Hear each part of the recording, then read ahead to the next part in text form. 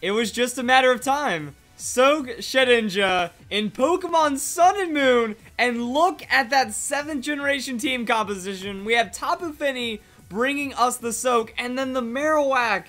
Guys, Shedinja becomes a water-type Pokemon, so you can use the Lightning Rod to keep it alive. That's actually one of the original foundations. That's the core part of the Soak Shedinja, and we get to see it in the 7th generation. This is going to be amazing, guys. Also, Tapu Fini makes it to where Status isn't going to be able to take down the Shedinja for a couple of turns. I want to see how all of this unfolds. That is going to get pretty insane. Raichu, with that Volt Switch, going to pop out against Tapu Fini because it thinks it can't do anything to the Shedinja. So, that's going to be pretty crazy. That's going to be the Swampert sent out as well. And Shedinja goes for the Swords Dance. Oh, this is where it gets fun, guys. That's Soak, Swords Dance, Shedinja. No weaknesses on the field. Poison Jab. The opponent, no respect. And now it's about to get scary. So I guess you don't go into the Marowak just yet. Yeah, go for that Persian. Just keep things safe. You fake out, and then things are going to happen. Amazing. So Swampert will get that Protect down, and depending on where the fake out went, it's all good. But yeah, the opponent can't do anything. Double Protect right there against the fake out. Doesn't matter because now you're just giving more opportunities for that Swords Dance to set up, and there's no way of statusing. There's no way of, yeah, there's no way. It happens, and it's all about that team composition, you know. Shedinja can just win to begin with, doesn't affect, it's a water type now. That's the Soak, guys. I love watching it every time. So yeah, like, Shedinja brings its own win condition. That if the opponent doesn't have a super effective hit, you win. Gets a little more challenging when you're a ghost bug type that has like a ton of weaknesses. But now with this, you just have 2 weaknesses, and one is going to be covered by the Marowak, and in a 4v4 format, there's just a chance the opponent doesn't bring it. So that is going to be the full force Hydro Vortex from the Swampert. Looks like it wants to take down the Alolan Persian. Is it going to be successful? Persian actually surviving with 5 hit points. And Swampert decides to go, that didn't work. Let's go for that Protect. So what is going to happen now? Persian with the foul play. That is going to be protected by the Swampert. And the X-Scissor onto the Muck. That's a KO. Oh. Now the X-Scissor is interesting because it doesn't count stab anymore. But that's the thing. And now Raichu comes in. Maybe the opponent's going to understand what's going on. But also Shedinja could just Shadow Sneak. So the Alolan Raichu isn't even a threat at this point. Even though the Marowak... Oh. Unless that happens. That could be a threat. But Persian has foul play.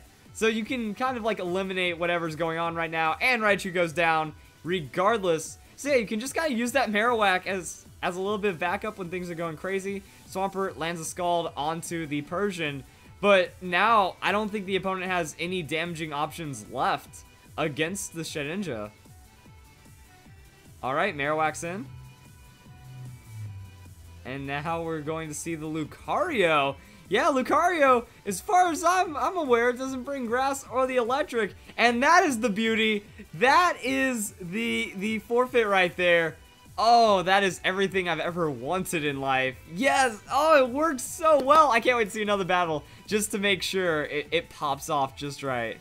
Ooh, and this time it's against Evolutions. Cool. Let's go right into this one. Stuff is going to happen, and stuff is going to be cool. And I just want to see that Tapu Fini get the setup once again. For Soak Pokemon, the Tapu Fini does really well. So yeah, let's just see how this happens. And it's going to be the Flareon Jolteon.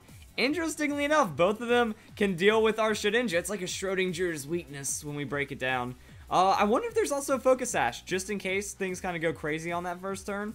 Like, that way if Flareon's scarfed and outspeeds or something happens, at least we're still going to get our setup. But Tapu Fini, tanky enough to survive the Thunderbolt. And then Shedinja doesn't care. It knows what it is. It knows what it wants to do. And it just straight up hits that Swords Dance. Tapu Fini with the Soak.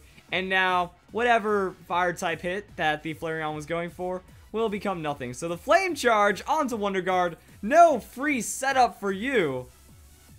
And then Tapu Fini with the leftovers. Nice.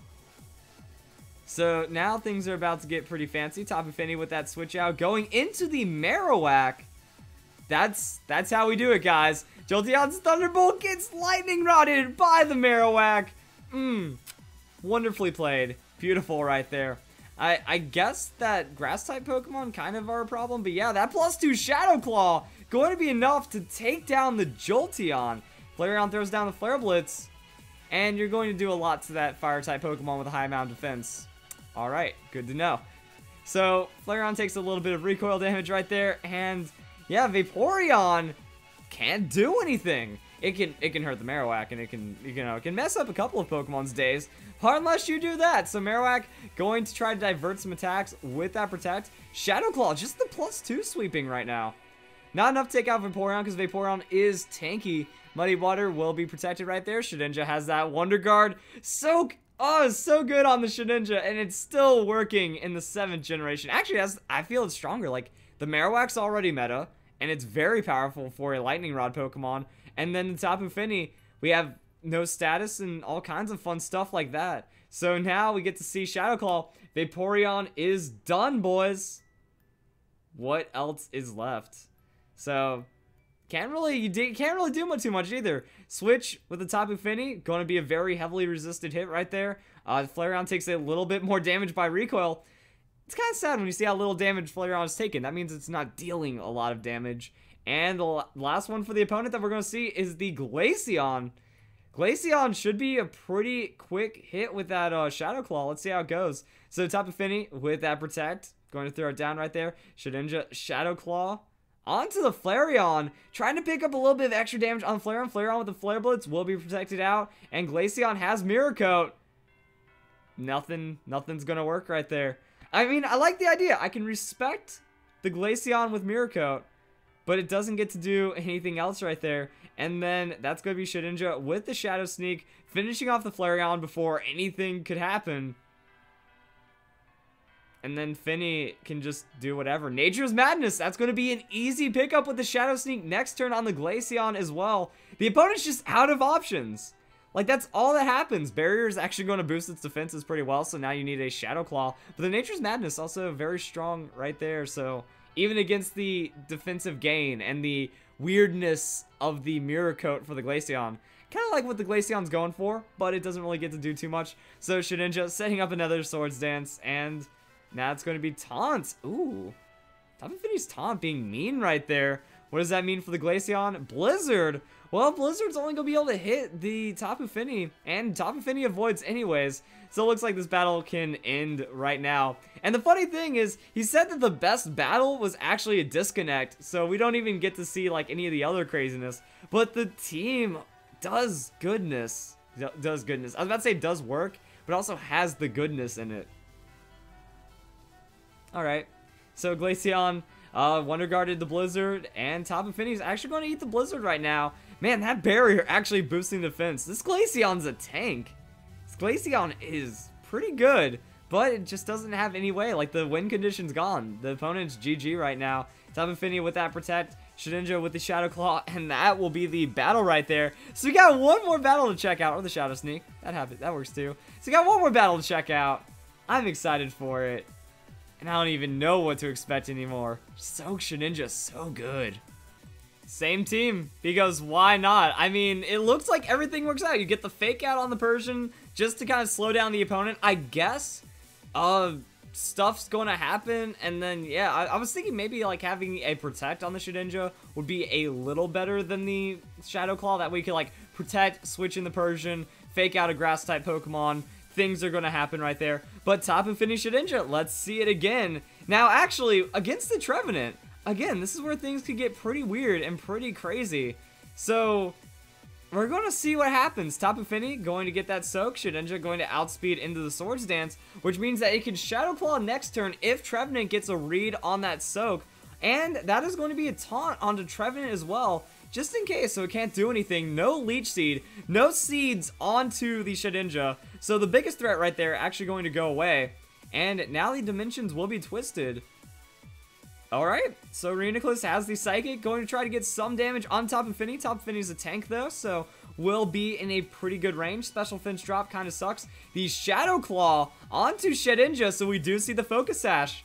You get that turn of safety when you need it. and that is going to be hanging on there with a Focus Sash. Soak onto the Shedinja, now undoes all of the plans right there. Change it into Water type, and Shedinja with the Shadow Claw, +2, Shadow Claw, Trevenant, dead. There it is. And now we can Shadow Claw the Ridiculous. We can Shadow Claw whatever we want, and I'd imagine that, say Shedinja goes down, Finny can hold its own with, like, damage and Nature Madness support. Foul Play, like, Nature's Madness plus Foul Play, that's a KO right there. That's going to be done, and then we know Marowak's just broken with how much damage it puts out. So that's going to be a protect from Tapu Fini. Just kind of playing it safe right now, as Sableye goes for the Swagger. Oh, the opponent is trying to take down the Shedinja right now. Just throwing it. Wait, but yeah, you can't though.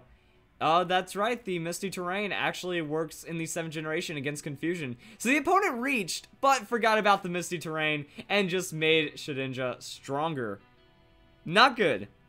But that's what we have right now, so the damage is real, and the opponent, with that forfeit once he realized he had nothing. Sylveon, yeah, the only thing he had when you look at it is the Sableye getting the Swagger, because Sylveon doesn't have any moves. The Trevenant was it, and then it just boils it down to Grass and Electric. Grass, not very common. Electric, it's fairly common, but that's why you just bring in the Marowak. The only thing that threatens you right then is a Discharge, and also if the Focus Sash activates, then you can just Shadow Claw and take it down. And now that we're at the end of the battle, might as well reveal the big reveal, because I know people are gonna be like, oh, you're featuring a person that's hacking in Pokemon Sun and Moon, hypocrite, liar, blah blah blah, something something.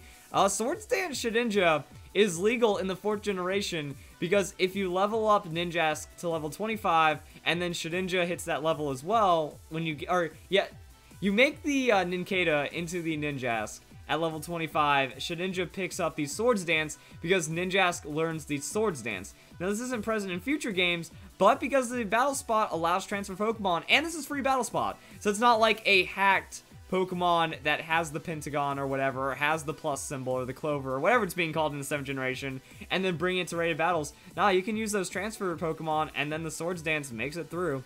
The interesting thing is I didn't think Swords Dance made it through in previous generations, so it looks like Pokemon might have slacked on the hack check, or the hack check's weaker or something like that, because it's not a learn set move, but it looks like it's still out on the Battle Spot, so we'll see how that goes. And yeah, completely legal Shedinja doing the craziness. So hope you guys enjoy the video. Hope you all have a nice day. Thank you very much for watching. Also, it's last fan fries, so comment your battle codes down below. Hope you guys have a great day, have a great weekend, have a great week, and I'll see you guys next one. Thank you very much once again for watching.